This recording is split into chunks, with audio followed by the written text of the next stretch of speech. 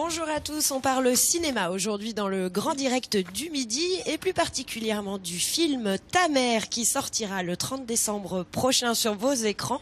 C'est un film réalisé par Touria Benzari, une réalisatrice dijonnaise qui est à mes côtés, avec toute l'équipe du film, les comédiens, le distributeur, le producteur. Mais je vous propose de commencer par une petite bande-annonce histoire de mieux comprendre l'objet de ce film qui parle de mariage arrangé de Dijon, du Maroc. On regarde tout de suite et on se retrouve après.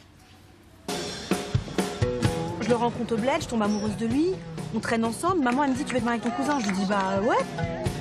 C'est ton mari qui t'attend, hein? Tu veux, tu peux rester ici, mais moi, je suis plus ta femme. Là, il a tout plaqué pour elle et il se retrouve en France avec plus rien. Seconde de ce film, Touria, c'est la bande-annonce. On comprend très rapidement que l'histoire se joue entre Salim et Sofia. Ils sont amoureux au départ, ils sont mariés, des arrangements entre familles.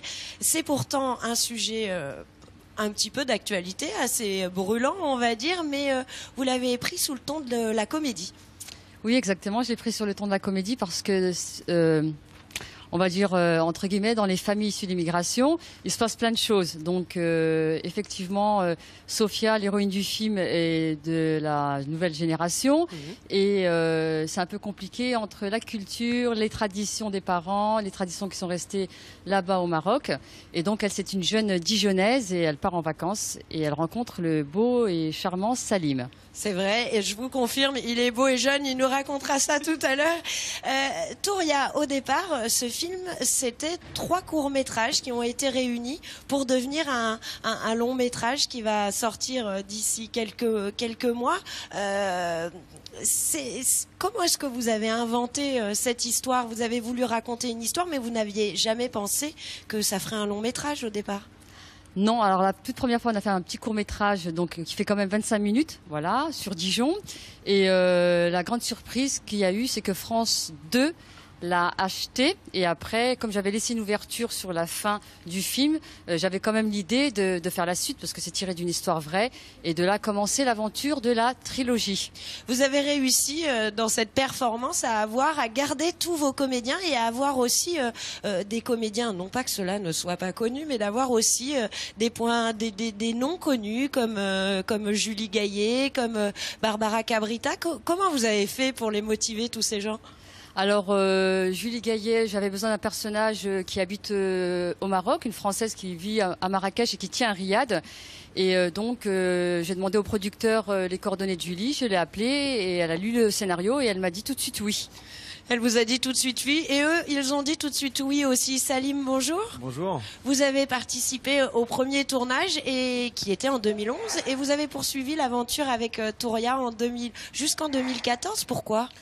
Eh ben parce que déjà on a envie de la suivre, elle est pleine d'entrain, pleine de bonne humeur et pleine d'envie aussi. Et donc on a commencé comme l'a dit Touria par un court-métrage que moi j'ai beaucoup aimé, qui est empreint de légèreté. C'est vrai qu'on traite des sujets très difficiles mais sur le ton de la comédie, donc ça reste drôle, ça fait rire, ça fait sourire. Et du coup, pour la suite, on s'est retrouvé avec tous les comédiens. C'était un peu difficile parce que chacun a ses emplois du temps, ses agendas, ses tournages, ses pièces de théâtre. Et c'est vrai qu'on a pu concilier tout ça. On a trouvé un moment pour tourner cette suite au Maroc. C'était génial parce que du coup, le film voyage aussi pas mal. On voit beaucoup de décors. On a vu Dijon, on a vu le Maroc. On est revenu après à Dijon. Et on a croisé aussi plein d'acteurs comme Julie Gaillet, comme Sarah Marshall, Barbara Cabrita, Stani Copette qui étaient avec nous. Et disons que notre duo évolue au travers de cette trilogie. Sofia, je me tourne vers vous. Cette histoire dont vous êtes le personnage central, c'est l'histoire des mariages arrangés d'une jeune fille vraiment française et qui veut pas vivre ça. Vous avez trouvé le propos intéressant et ça vous a fait plaisir de jouer ce personnage ? Déjà, le propos mariage arrangé peut être un peu négatif, mais la façon dont Touria a amené le sujet était tellement positif que évidemment j'ai été emballée. Puis cette fille qui rencontre ce beau garçon au Maroc, puis qui revient et qui est partagée entre l'envie d'être avec lui et l'envie de s'amuser. Cette dualité m'a vraiment beaucoup plu.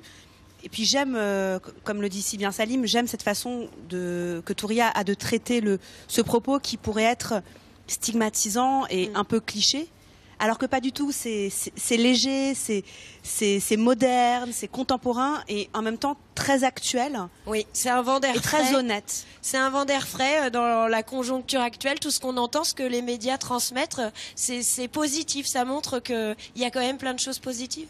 Complètement. Et puis en plus, on apprend vraiment le principe de la dot. On peut stigmatiser certains éléments comme la dot, le mariage arrangé. Et en fait, on se rend compte que ça a été un mariage arrangé par les familles, qui devait être un arrangement, mais rien de on t'a obligé, comme malheureusement les médias et le cinéma peuvent stigmatiser le mariage arrangé. Oui. Je vous remercie, Sophia. Je passe à Laurent Hébert. Alors là, on va pas parler de dot, mais c'est presque ça. Hein. Pour sortir le film, c'est un peu compliqué. Il faut maintenant avoir recours au crowdfunding. Il faut donner de l'argent pour que ce film puisse sortir dans de bonnes conditions.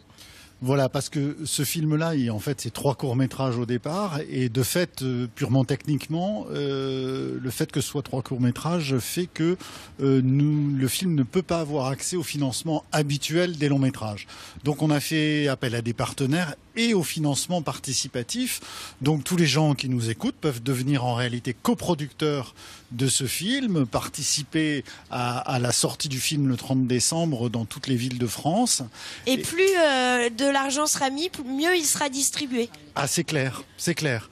Il y a un minimum vital, si vous voulez, mais en fait, pour avoir un certain nombre de salles, on vise 80 copies France dans la première semaine de sortie.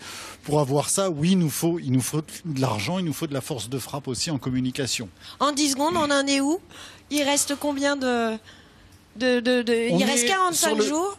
Il reste 45 jours et on en est à 35% du financement de la distribution. Merci beaucoup. Vous avez entendu, il reste 45 jours. Vous pouvez encore participer sur touscoprod.com. Merci.